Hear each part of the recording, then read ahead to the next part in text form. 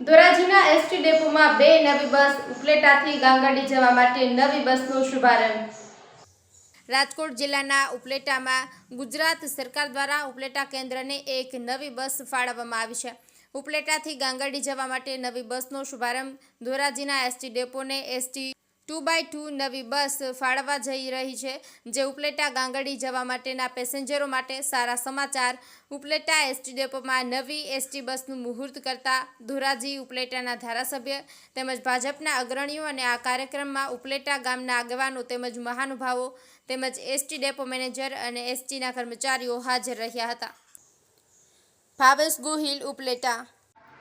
ST depot manager S K. Mori आज रोज श्री माननीय धारासभ्य श्री महेंद्रभाई पाटेलियाना हस्तक आपने आ उपलेटा डेपोने एक नवीन रूटनी मांगणी मुजब एक मंजूरी મળેલ છે, જે રૂટ ઉપલેટા ગાંગડી વાયા ધોરાજી, વીરપુર, રાજકોટ, લીંબડી, ચોટીલા હાઈવે, ગોધરા કઈ સંચાલન કરવામાં આવશે।